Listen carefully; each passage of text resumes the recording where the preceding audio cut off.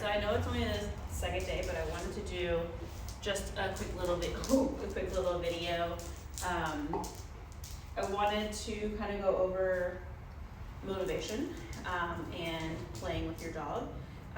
Typically dogs that are really checked out on walks and things like that, it's all they really need is just a recheck in with ways to find you motivating. So he's really motivated by things in his environment.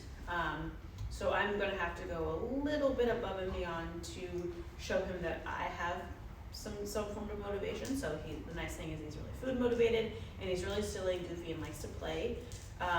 So this week it's gonna be loading my markers. So right now I'm using a clicker, and then we'll kind of get into some verbal markers, and then showing him that I'm fun. Once I have that a little bit more established, I've been starting here and there with little tiny, really tiny things. Hey, advocating for my space and asking for boundaries and respect and things like that. So like if I'm going through a doorway and he starts to kind of push past me, I'll just push into him and make him move backwards through spatial pressure. If he walks ahead of me on the leash, I'll stop and go the other direction just to show him he needs to follow behind me. Like right now he's sitting on the table, things like that. Well, he won't play when I came over, but I'll, just kind of showing him that my space is important and he needs to respect that. But first I really want to focus on that motivation. So this clicker prior to today, unless you've been doing some clicker training, really didn't mean much. I want it to be that every time I click, I present food. So it'll be click, food, and that way through repetitions, the clicker will then take on the good feelings of food. So that way I can use it to shape behaviors and to mark things that I like. So he's not quite there yet. Buddy, good job. The way that I present food is I want it to be a varying amount of food. So it's not one kibble, it's not the entire meal, it's both of those things and everything in between. So obviously I'm only getting a baggie of food, so I'll just do a couple of kibbles, a full handful of kibbles, multiple handful of kibbles, and I just kind of space it out just so he never really knows what it is that he's getting. And at some point it will be that he gets like a bunch of food and then a bunch of his treats. So that way there is that hope of the possibility that he's gonna get a big reinforcement. I really recommend using his meals for training.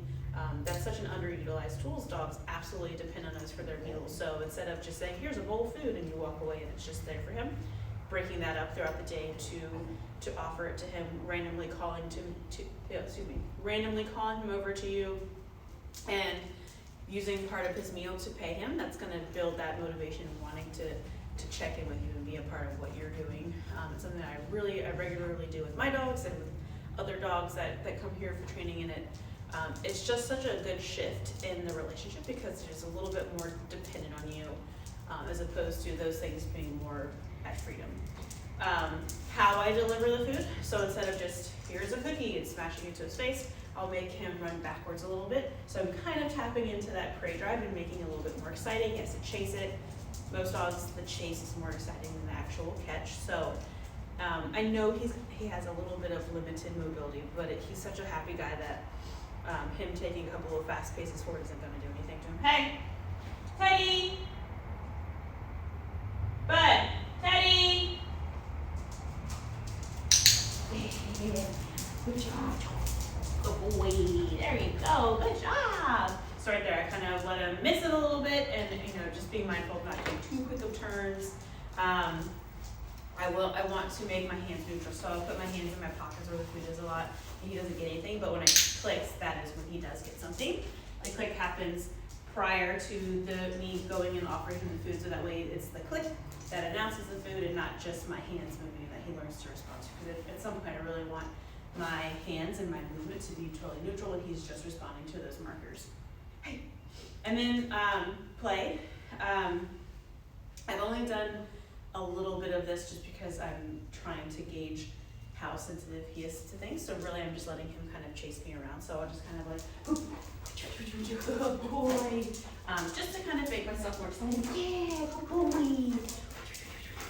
And there doesn't have to be anything past that. I'm just playing with him. It's not leading to obedience or anything like that.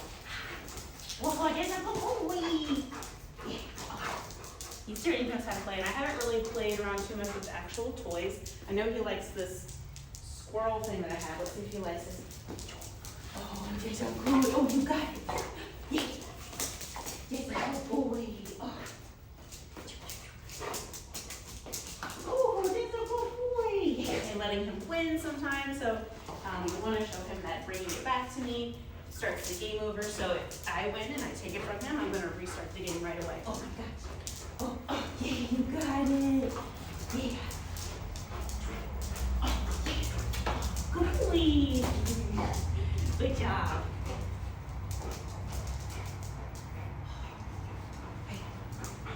And then when I want to be done, I just freeze up, make myself unfun. Okay. Oh, you got it again. Good boy. Good job. Oh my gosh.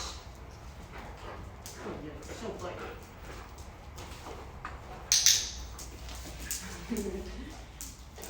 Good job. So good. Yeah. Good boy. And now I'm going to show you. We'll walk over here. I'm letting him, this is for another dog, but I'm letting him do it as well, like climbing over things. It'll be good for his back legs to kind of get used to mobility. But when we come to this doorway, if he crowds like he is, no, good. So he retreats away, just showing him that he needs to move away from me, give him my space. He's not allowed to rush through the doorways. Away. Good.